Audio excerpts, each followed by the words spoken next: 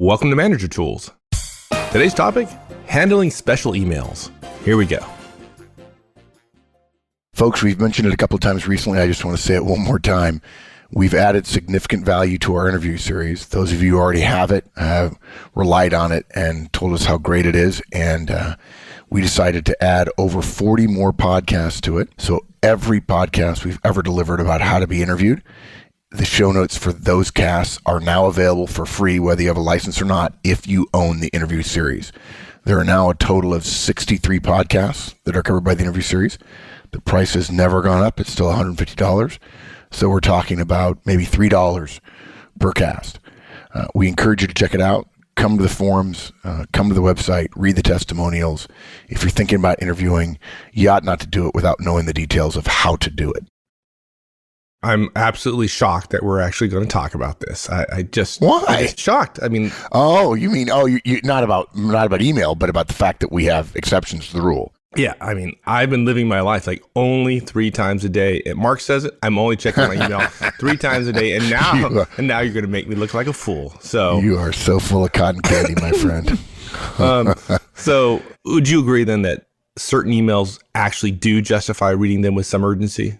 Yeah, and unfortunately, there's just a lot of people who email overloads them. They don't have a better way. They're not doing the zero inbox 3 times a day processing. And a lot of them don't because they think, well, a lot of my emails are urgent when in fact they're not.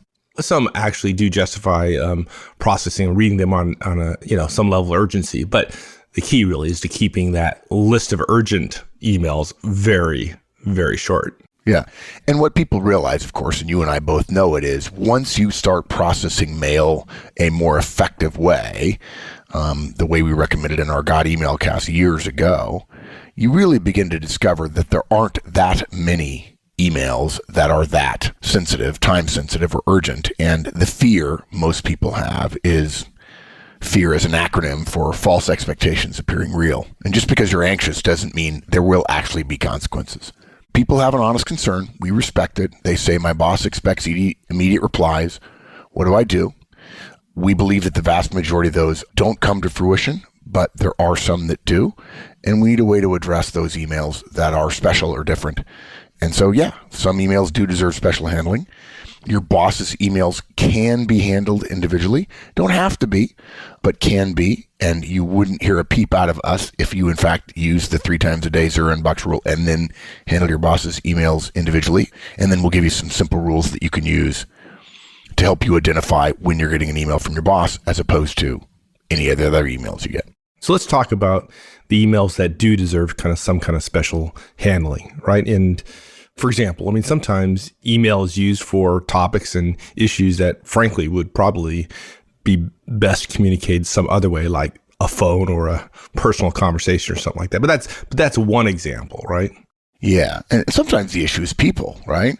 Those who prefer less contact or prefer that forget that communication, the goal of communication, what we should do when we think about communicating is to be effective, which is to get your message across. What many people do, particularly those that prefer less contact with others, and those tend to be high D's and high C's. For those of you who know DISC, I like to joke at conferences that high C's invented the internet so they could invent email so they wouldn't have to talk to anybody. They use the wrong medium, which is email, to communicate things that ought not to be an email, either because they're urgent or important or because they're subtle enough that putting them in hard and fast words without facial expressions and body language or interchange between two people, email becomes the wrong way to communicate. And it has been my experience, those people are choosing that as a form of efficiency. I can sit at my desk and I can send out a lot of emails. And then they complain about all the emails we get. And yet, of course, as many of us know, try not sending emails for a couple of days because you're busy, quote unquote busy, and you'll discover you start getting a lot less emails too. But yeah, some emails do deserve an exception that even though we would say the vast majority are not, some are. And look, when you start handling email 3 times a day and you achieve zero or near zero inbox each time in those 3 sessions, which I think we did a cast about this in the last 6 months, when you're doing those 3, you're also not looking at not handling email at any other time of the day. What's interesting about this is it sounds so revolutionary for so many people when they first hear about it. I've noticed, Mike, recently that some of the younger people coming to our conferences who grew up with email, they think of email as fairly ubiquitous. And because, again, email has become a little bit like managing people, they don't teach it, okay? You have to learn it the hard way by messing up a bunch. And so nobody tells them you should wrestle your email into control the way you do everything else that you do in your schedule. You schedule time for it, you limit it, and so on.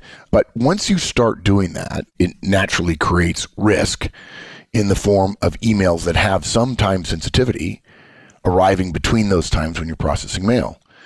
And sometimes that urgency is a function of deadlines, legitimate deadlines. I would argue that if you finish processing mail at 7:30 in the morning and you get an urgent email, and let's agree, urgent email is a bit of an oxymoron, although some people don't know that, but if you get an email at 9 o'clock that's urgent and there is a deadline, I would suggest that somebody ought not to be doing that, but rather calling you. But you don't control them, and so right, you don't control them, and so you're left. It's in your inbox, and it's a ticking time bomb, if you will. Or it could be like your boss, right? I mean, there's some role power the person has over you, and again, you can't control your boss, you can't manage your boss, and look, and one of the things I've learned from talking to the young people, I say that more and more now that I'm almost 55, but there are different types of risk. And one of the things we know about executives, they understand different types of risk.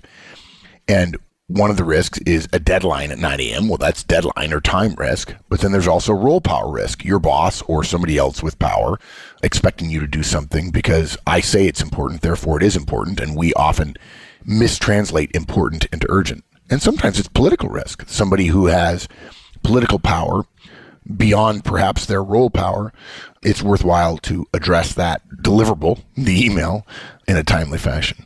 Let me interrupt you before you go on. I feel like I'm going on and on, so good, interrupt. Well, I just wonder whether or not, as you're writing this, you were thinking about, like, somehow we might be giving people an excuse to engage in behaviors they oughtn't engage in. I think the vast majority of folks, that the fear and perceived risk of all these kind of things, I mean, it's self-inflicted. It's generally not true. So do you worry at all about that? The risk is perceived, and because people have trouble doing some experiments to determine whether or not the risk I perceived last week actually came to fruition, and therefore whether or not it was actual risk or perceived risk. For the vast majority of people, it is only perceived, and the actual consequences, which is why we would describe it as risk, are non-existent. Right. I mean, the example we talk about often is people get on a plane, they travel all day long, they don't do email, it doesn't have Wi-Fi. I was on a plane recently, you didn't have that, and I was going crazy. But, the world didn't come to an end. I got off the plane, and everything was fine. Yeah, look, people go to trainings, which are effective. I don't know where you'd find training like that. Maybe, I don't know. Maybe with us. But does anyway. It exist? I don't know. Right. Yeah. They go to trainings which are effective, and they keep their attention on the topic. People ask me about email in the middle of the day of an EMC or an ACC, and I say, you've been sitting there for 4 hours, and you haven't looked at your phone once. And one of them, a guy actually said in Chicago this week, he said, well, that's because this training is so good. I said, well, it has nothing to do with whether the training is good or not. My point is, you believe when you're not at this training that email is super important, but when something else wrestles your mind away from it, you suddenly forget that because your mind is thinking about something else. And if nothing bad happens when you repeatedly do things that take you away from answering every email as if it's urgent, you have to admit logically that the risk you perceived is not actual risk. People go to meetings where there's a fruit bowl, which we've described in a podcast, right? And I remember very clearly being at an executive meeting and a Wall Street client, you and I, and one of the EVPs, one of the managing directors said, no, we don't, guys, you don't have to worry about coming here and training and having people checking their phones. People work for me. They come in, they drop their phone in that bowl in the center of the table, and we don't pay attention to phones. And this executive, she was very clear that it was complete artificial anxiety. Yeah. Oh, I think I was with you when we had this conversation. It was in Wall Street, I believe. Yeah, it was, yeah. And look, people forget their phones, and the world doesn't burn down. Or their Outlook glitches. They don't get mail for a couple hours. The server connection resets. And all of the people who are sending them email, their correspondence, are unaware of their disconnectedness, and nothing bad happens. So in a way, you're right. I was thinking about, well, we're giving them an excuse. But this is not to be used as an excuse this guidance is intended for those of you who have already stepped up, have learned the joy, the value, the simplicity of processing mail 3 times a day. And yet you still have those moments where you can get bit, you can get pinched, because some people with power can send you a mail and imply that that mail is urgent or important enough that you should be actioning it in a timely way based on their timeline. Right. Yeah, there are times when actual consequences exist for not responding quickly to an email. I think we've made the case. A lot of you won't agree, but it's much more rare than most people will admit. But it exists. And if it exists and you're doing mail 3 times a day, it's totally okay to create some exceptions. Now, I do want to mention one thing that is tangential to what you said, but I think it's important. Just our recommendation about 3 times a day doing mail, and hopefully it'll change your habits. You'll adopt the 3 times a day, and then very quickly you'll adopt the exception rule if you discover you need it. When you start doing things this way, guys, you're going to have a lot less urgent emails than other people. Why is that? Well, look, you'll be getting all of your emails actioned every day. You'll have 0 inbox 3 times a day. And one of the biggest ones, you'll have 0 inbox when you go home at night.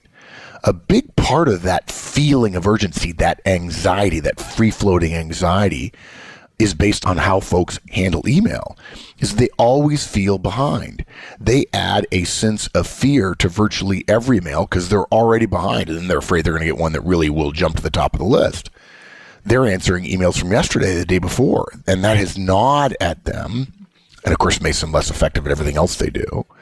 But if you're handling your email efficiently and wrestling in it 3 times a day, which is not that hard, people think it's hard, but it's not as hard as people think.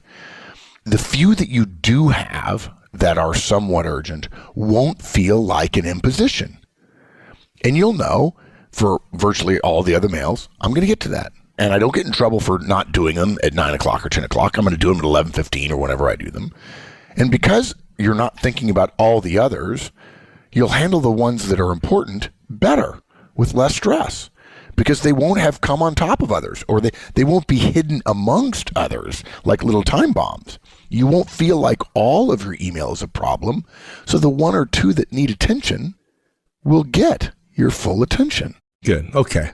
Let's talk about the one that most people are thinking about, which is emails from my boss and handling those differently. Yeah, that's the big pushback we get. And folks, it may not be your boss. And so we're using the boss email as a placeholder here for whatever emails you have perceived or actual risk around that you feel is keeping you from moving to a more effective way of managing mail. Look, if you're feeling that way, go ahead. Read all of your boss's emails as soon as you receive them. Now notice the verb there is read, and I'll come back to that. If you allow yourself this exception, and I did a quick survey a couple of weeks ago, where was I? I think I was actually on Wall Street again. I did a quick survey of how many of you, if your boss sent you no emails, I asked it in an inappropriate way, but essentially proved the point. If your boss sent you no emails, how many emails would you get that you would think, oh my gosh, I got to answer this right now? And the number went down drastically, right? And so we use the boss as a placeholder, as I said. This exception, handling your boss's emails as they come in, removes probably 90% of that perceived risk. But you'll notice, as I said read your boss's mails as soon as they arrive. What tens of thousands of professionals have discovered when they go to 3 times a day mail handling is that their fears were entirely overblown. When they put in place the boss or some other exception, they learned that the vast majority of their boss's emails are actually not urgent at all either. And look, guys, there's nothing wrong with the feeling that you have. How you feel is how you feel.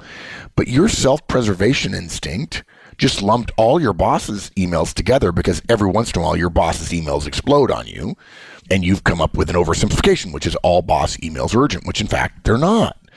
Many of your boss's emails are just like everybody else's mails. Some are urgent, some are important, most of them are routine. And as I've said many, many times, just because you feel anxious or fear something doesn't mean the topic of the email or the timing of an email is justification for that feeling. As we like to say, your email is poking you with an umbrella, but you're getting anxious all by yourself.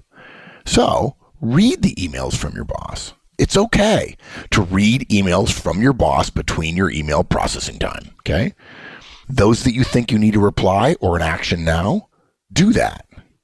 Those that don't, and this is not judgment-free manager tools. This is manager tools. And I spent a bunch of time in Chicago, Mike, this week actually talking to folks about what we're teaching you here with all these tools is really level one. And you're supposed to layer on top of that by developing processes and policies and habits along with the tools that we recommend. It'll help you develop your judgment to be discerning about those things that require unique approaches. But basically, you're going to have to use judgment about what needs to be action now and what doesn't. And for some of you, you'll develop a new appreciation for how your boss makes you feel and whether or not it's really helpful and healthful, for that matter, to feel that way. So if you get a mail from your boss, read it. And if you think it needs something, do it. But use your judgment, and those that don't need something right away, ignore that mail and handle it first among all the other mails you handle when you next process email, whether that's in the middle of the day or at the end of the day. Okay, so we talked about the boss. Are there other situations that might require some special handling of email? Yeah. Look, what I would say is if you're already doing email 3 times a day, start with the boss rule and see what happens. Okay? In other words, make an exception for your boss. No, don't make an exception for your boss.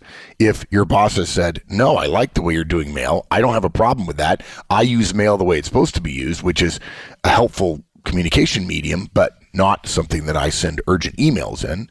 I know there's some people are listening going, there are bosses like that. And yeah, they're the intelligent ones.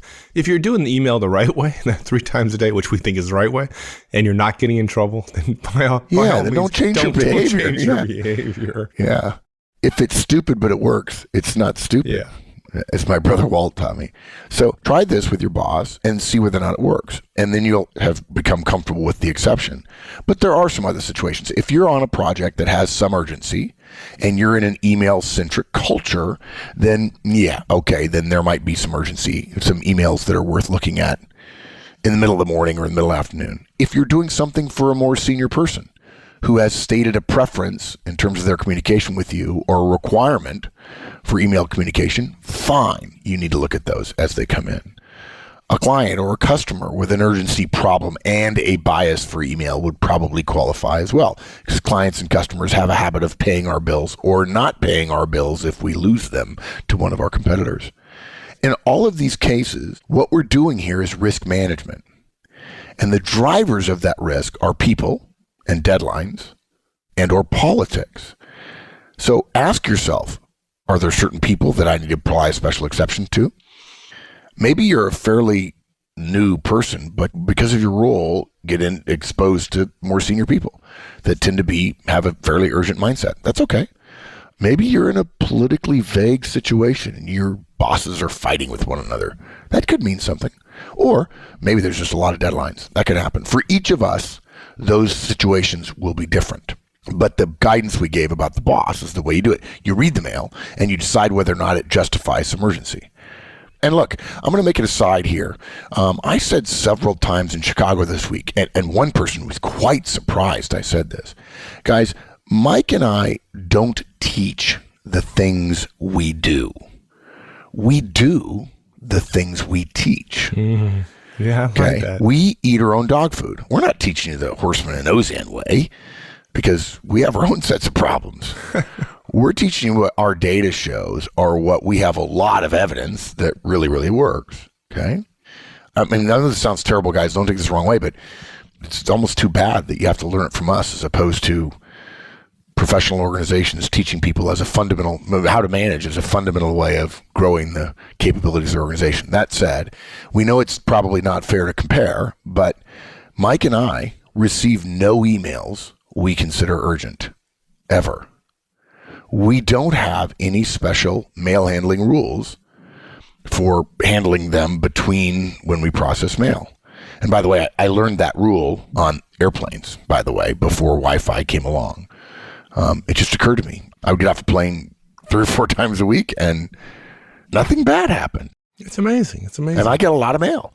And look, to take it a step further, because Mike and I don't have bosses, everyone at Manager Tools at our company knows that rule, there are no emails that are urgent, applies to us. Now, I know there's somebody sitting out there right now going, wow, you mean if I send you an email and I have an urgent request at 9 o'clock in the morning, it's possible it won't get actioned until 10 or 10:30 or 11? Yes, it's possible. That's true. It is. And we hope that you don't take... It's likely. We're not thumbing our noses at you. We're busy. You're busy.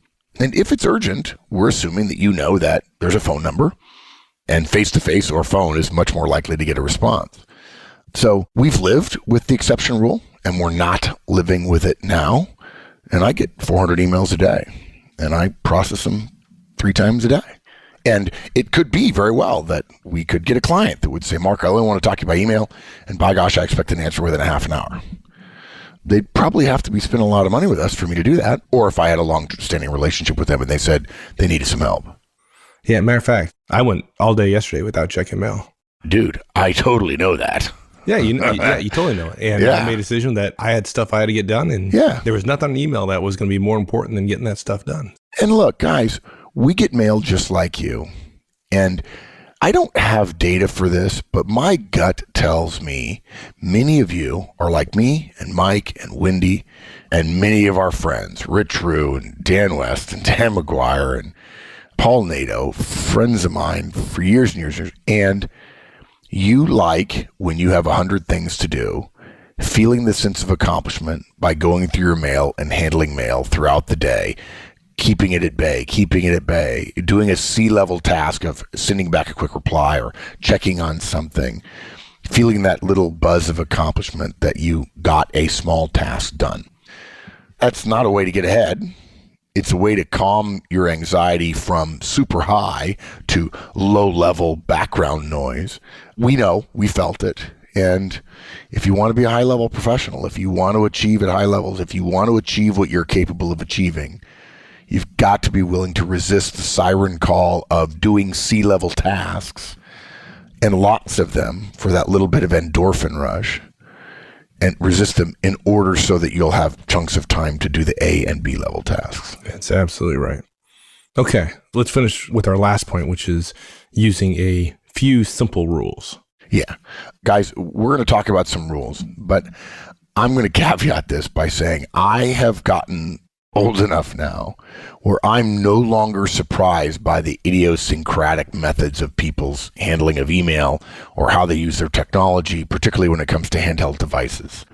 Every time we tell a small group of folks, here's the easiest way to implement this mail handling technique, someone says, oh, that won't work for me because I use this special tool with this device and then do this thing with this other handy app. It's not supported anymore, but it works great for me, so therefore I wouldn't be able to do that. And you're like, really? You're going to hold hostage your personal effectiveness on a day-to-day basis to an app that's not supported more and a technique that was new a year ago and 2 years you'll have discarded? Yeah, you want to be careful about being tied so tightly to a process that is going to get trumped at some point. I don't know why you're knocking on me, man. That Palm Pilot, man, I can't get along without that Palm Pilot.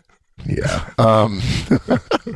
Well, I remember the first time I was working with you and Madigan showed me his Palm Pilot, and I knew they existed, but I'd never seen one work, and I was like, ooh, that's good. And then, of course, the Palm Trio, I remember when that thing came out. And, of course, that was the same time as BlackBerries. And BlackBerries were, folks, for those of you who weren't around when BlackBerries were really in their heyday as a corporate email and phone device, I have to tell you, BlackBerries were, at their time, every bit as big as iPhones for people, particularly in email cultures. I remember you and your BlackBerry, Mike, inseparable, right? Let's don't talk about that. Yeah, exactly. Yeah, pining away for the BlackBerry. Okay.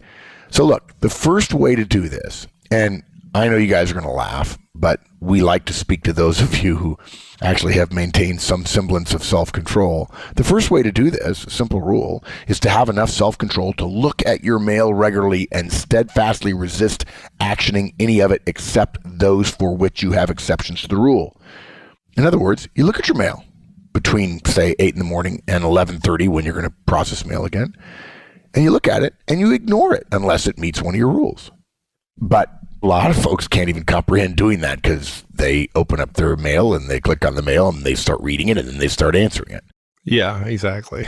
To some degree, that depends on how you have mail show up on your handheld device or on your laptop, whether it has just the subject or whether you have a 3-line preview and those kinds of things. And again, we're getting into idiosyncrasies here. I feel for those people who feel that way. I feel for them. It's like, email's this big, it's a black hole. You look at it and it just sucks you in. Light can't even escape. You're just sucked into your email client. The next way to do it is to check your email, looking for exceptions to the rule at set intervals between your handling times. Again, with the ability to resist the temptation to do what you're not supposed to be doing, which is doing email. Okay. The cleanest way I've seen is to have certain mails handled by rules in your mail client. For those of you who aren't technical, your mail client is Outlook in most cases, or Mail on a Mac. That piece of software is called a client. Okay. The mail actually doesn't come to your client. It goes to the server, and then your client goes and gets it. So your client is part of the problem. That works best for those people who process mail not on their handheld device, which, by the way, works fine, right? If you're on a plane, you're probably not accessing mail by your handheld device. If you do that, having a rule, one of the rules you would set up is to have Outlook or any other mail client turn your boss's mails red and have it put in a different folder, like a folder called Boss. Okay? Or you could create a folder called Exceptions and have those mails, the ones that meet the exception, including your boss, turn red. Okay? And then you look for red emails and you only do those between your mail processing times. And you can't turn them all red. And look, again, that'd be cheating. Yeah, that goes back to judicious use of the exception and judgment, right? This is not judgment-free manager tools. This is judgment-heavy, actually, once you learn the tools. Folks, what we're trying to do is create tools and rules that will allow you to not think about things that aren't important so you can think well about the things that are important, like creating relationships and talking about performance and setting goals and meeting them. Now, a lot of our more technologically savvy or technologically clever friends who also have some willpower arrange for their email client to send a text message to their handheld device when they get a mail that meets an exception, right? And that way they can ignore their email inbox and only wait for text messages. Some have those mails that are exceptional through rules get forwarded to a different mailbox, a Gmail box, for instance, out of your corporate mailbox. And then when that mailbox lights up on your phone, I got to go back to my main mail and look for that one mail from my boss. They basically ignore their main inbox between processing times and only check that forwarded email inbox. Some have their client play a different sound. And actually, you could choose any sound because ideally, we hope your normal mail doesn't cause a sound to be played because that would be bad to be reminded. Yeah. Ding, ding, ding. Pavlovian death is what that would be. You can also, if you're fairly knowledgeable, depending upon your email client, you can have your email client query the server regularly, but only download those mails that meet the exception between processing times. And look, I'll just go back and say it again. We respect that many of you don't want to admit, but privately could say in the dark night of your soul at 3 a.m. that you are Pavlovianly addicted to your handheld device, even though it's silly and you wish you weren't. And it may be a little bit of a stretch to get over that. But if you come to the forums, if you come to the website, you'll find people talking about what it's like to do email 3 times a day, and you'll say, wow, I got to get there because the way I'm living now is bad. Another thing to consider, I told this to somebody about 3 months ago, and their mouth just fell open. And I said, you don't have to get mail from the server to send mail. You can send mail anytime you want. Sending mail is not actioning the mail that comes in. People aren't worried about sending mail. They're worried about getting mail and having to do stuff because of it. It's an extra inbox on your desk. So send mail whenever the heck you want. Guys, we know that even though all these techniques that we suggested work, there's at least one of you listening right now who has proudly been able, literally, you're so cued into your email and addicted to it and probably frustrated with it privately that you have been able to swat away every suggestion we made with an excuse for why that wouldn't work for you. If you found yourself doing that, we'd bet you're addicted to your mail so completely. Well, by the way, you also complain about it and brag about how much you get, that you're not processing mail 3 times a day. You're not achieving zero inbox. And at this point, with all the suggestions we've made or recommendations we've made, we will just say a prayer for you. And sooner or later, you're going to end up working for somebody who learns how to handle their mail. And hopefully they'll make you do it because they're your boss, rather than just a friend who's making a recommendation in a podcast.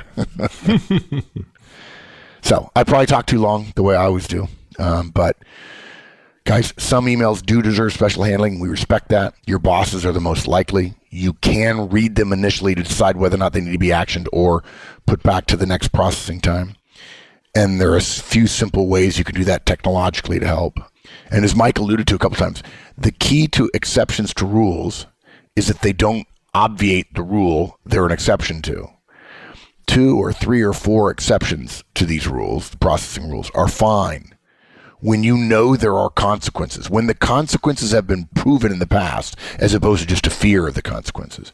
Or maybe there's a special situation. And keep in mind, if everything is special, nothing is special. All right, my friend. Thank you, sir. Anytime, partner. All right. So long. Thanks, everyone. That's it. We'll see you next week. Have a great one. So long.